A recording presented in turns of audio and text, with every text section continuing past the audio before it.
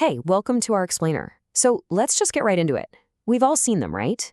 Those super sleek, impressive-looking dashboards, just packed with charts and numbers. They promise us this, crystal clear, real-time insight to make our decisions way easier. But what if they're actually doing the exact opposite? Today, we're going to dig into a really fascinating paradox in the world of data. I know, that sounds totally backwards, doesn't it? But this is the hidden trap we're going to unpack today. We're going to break down precisely why this happens, how you can spot the common pitfalls, and most importantly, how to build dashboards that actually, make us smarter. So, to really get what's wrong here, we first have to understand why we love dashboards so much in the first place. I mean, what's the appeal? They feel powerful, they look so official, and for a lot of leaders and organizations, they've become the main way decisions get made. Let's explore what makes them so attractive. Okay, so the core appeal is actually super simple. Dashboards take these dense, complicated reports and data sets and just boil them down to something you can scan in like 5 seconds. This creates incredible speed, which is absolutely mission critical in an emergency, right? Think a public health crisis or some kind of operational meltdown. And that feeling of being totally informed and in control, yeah, that is incredibly seductive. And here it is. This is the crucial point. That speed, it comes with a pretty big price tag. See, a dashboard only shows you what its designer told it to show you. So if it's built on the wrong metrics, or maybe some outdated assumptions, or just plain flawed definitions, well, it doesn't just mislead you. It actually makes bad judgment feel rigorous and scientific and data-driven. It gives you this false confidence in the completely wrong conclusion. So this brings us right to the core mistake that so many people make. They confuse what's easily visible on a screen with what is actually valid and true about the world. Let's break this down with a really simple example. Okay, imagine you're staring at your dashboard and you see this, a line, and it's trending upwards. Bam! You have immediate visibility. Sales are up, cases are rising, engagement is climbing. You can see what is happening. It's clear, it's simple, it's right there. But that's only half the story. And here's the trap, right? The what is almost totally useless if you don't know the why. Why is that line going up? Is it a genuine trend? Or is it maybe just a change in how we're measuring things? That's the crucial context that dashboards so often just strip away. Behind every single clean line on a dashboard is a messy, messy reality. Let's take public health data during a crisis, for example.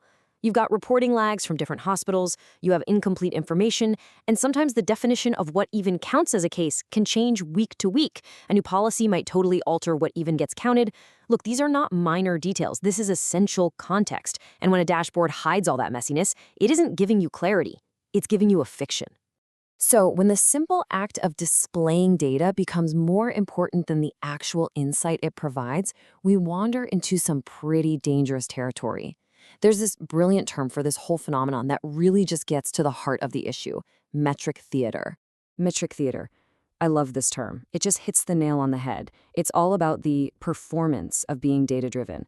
It's about filling up screens with charts and KPIs to create the appearance of control and sophistication, whether or not any real insight is actually happening. It's all for show. So how can you tell if you're stuck in metric theater? Well, take a look at your own dashboards. Do they seem kind of designed to impress? Crowded with every single metric you can think of? Do they monitor stuff just because it's easy to display, not because it's actually important? If your dashboard feels strategically shallow, like packed with activity but lacking real decision-relevant info, you might just be watching a performance. This slide just makes the contrast so clear. On one side, you have the dashboard as theater. It's crowded, it's shallow, it's all about displaying activity. And on the other side, you have the dashboard as a real tool, focused on just a few meaningful metrics, rich with context, and designed to support human judgment, not replace it. That is the goal. Okay, we've spent a lot of time on the problem, so now let's talk about the solution. Let's dig into what separates a distracting, theatrical dashboard from one that is a genuinely powerful tool for analysis and for making good decisions. See, a good dashboard isn't just a wall of numbers. It's focused, it's honest, and it's practical. It zeroes in on a few really meaningful metrics, and it tells you exactly how they're being defined. It's upfront about uncertainty and delays instead of trying to hide them. But most importantly, it's designed around the actual decisions a person needs to make, and its goal is not to give you all the answers. Ultimately, the very best dashboards don't end the conversation, they start a better one. They're a guide. They point you in the right direction, they highlight what needs a closer look, and they flag the spots where you need to roll up your sleeves, dig deeper, and bring in some real human expertise. And that brings us to the single most important lesson to take away from all this. It's a fundamental shift in how we need to think about what a dashboard is even for. Let me say that again. Dashboards are interfaces, not analysis. A dashboard is just a window into the data. It is not the analysis itself. The analysis part, that's the thinking, the questioning, the debating that you do after you look at the interface. And this is really the bottom line. These tools, they're meant to support our judgment, to make our intelligence even better. They can never, ever replace it.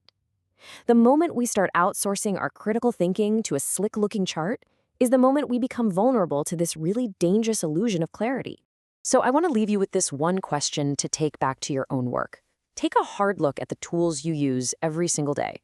Do they provide these simple, authoritative-looking answers that kind of stop you from asking more questions?